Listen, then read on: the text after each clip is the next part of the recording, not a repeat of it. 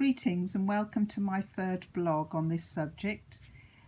Last time I looked at why I prefer to write, and today I'm looking at reading, the flip side of writing. It's assumed that most authors are voracious readers, and I do love to immerse myself in a good book, but I have an ambivalent relationship to books. It takes me a long time to read a book, and the longer the book, the longer the sentences, and the smaller the print, the longer it takes me. I need to take it in. Skimming just doesn't make sense to me. I might miss a crucial part of the plot. And also I like the sensuality of words, which is maybe why I like literary fiction and poetry. It's also about quality and not quantity for me.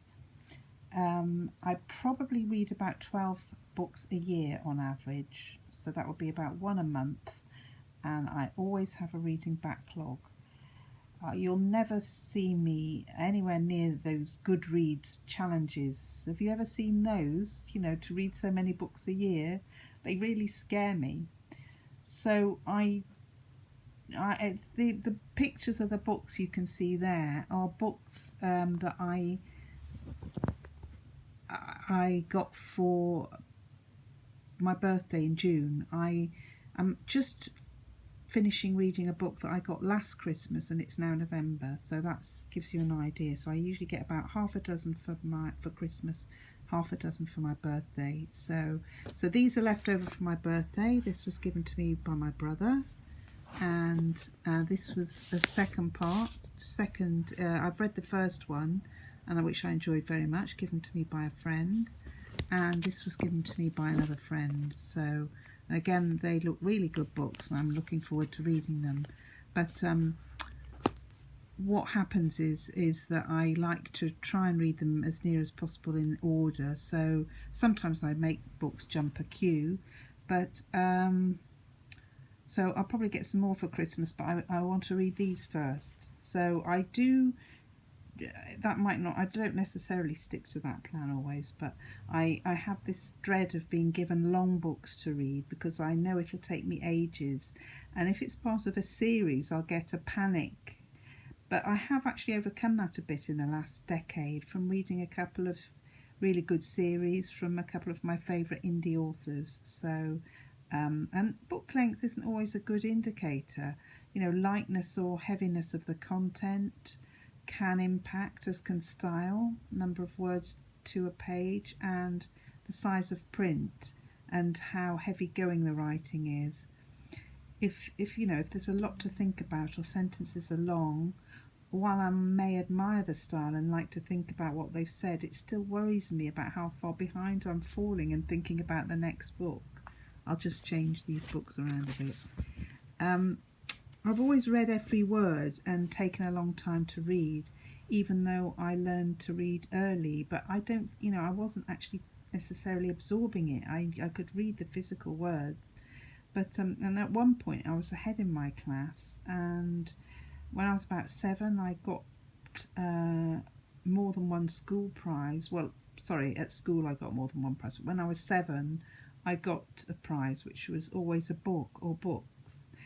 And when I was, they chose a prize. When I was 7, they chose a prize for me, but I never read it. I read the first few pages, but I couldn't concentrate on a full-length book or take it in. It was something called like the Queen Elizabeth story. Maybe I just wasn't interested in kings and queens, so it put me off. But I was fine when I went to the library, and if I was totally absorbed by a book, I'd read it from start to finish.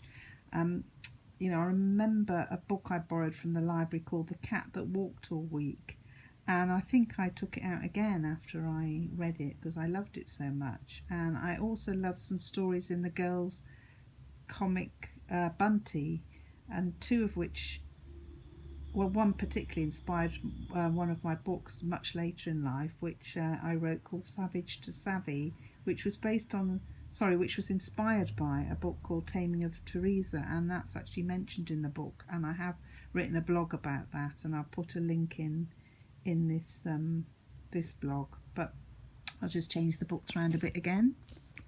But when I when I next won a school prize, I was a bit older, and it was thought that we were old enough to choose our own books in the bookshop.